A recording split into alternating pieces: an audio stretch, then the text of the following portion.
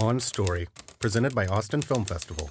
Welcome to a look behind the scenes at the creative process with some of the film industry's most prolific writers, directors, and producers, as well as a showcase of short films from the region's most promising filmmakers.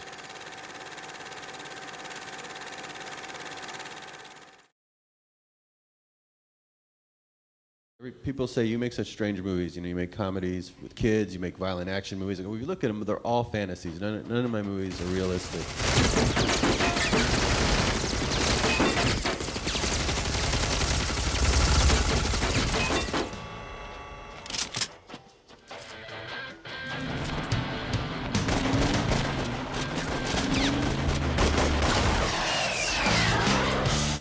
Guys shooting machine guns through guitar cases, and woman with a machine gun leg, you have no idea how she can fire it. It's all just unbridled movie making from the id. It makes sense the moment you're watching it, and then makes no sense after it.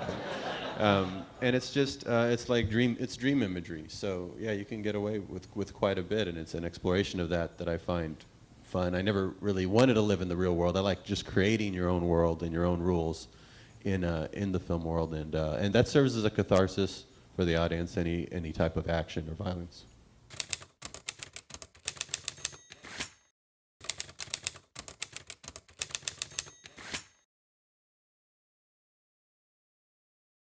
Watchmen is not an action-heavy story. It's not about that. It's about sort of the twisted psychology of the characters in the world.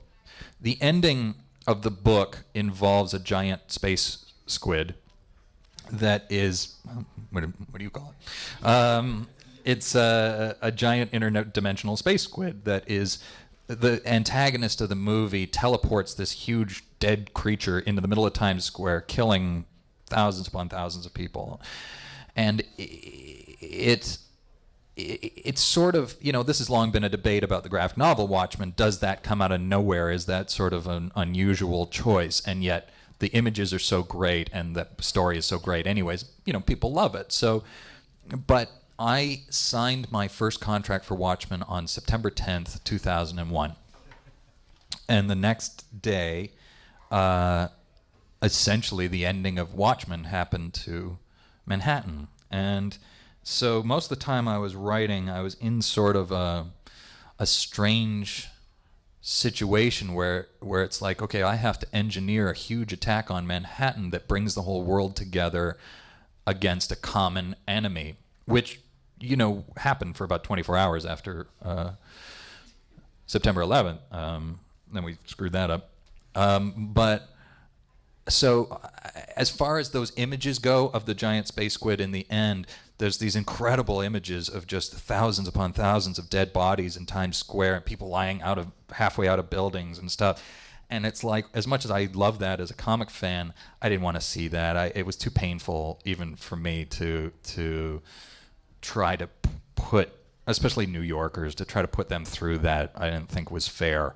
Plus, I felt like, you know, if you're going to lose the people, they should just be vaporized, maybe turned into the Hiroshima shadows, which is an element of the thematic element of the book.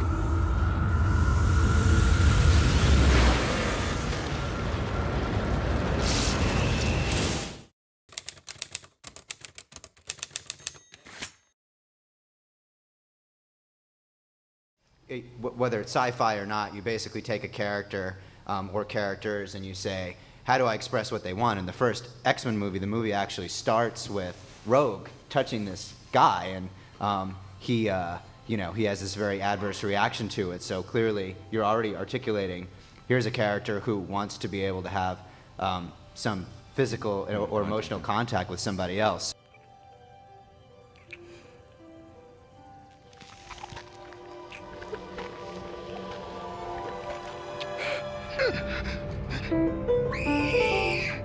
if you can, by page 3, give us a clear sense of what your character wants, it doesn't matter if they're going to be fighting replicants the entire time or rolling around in the vast,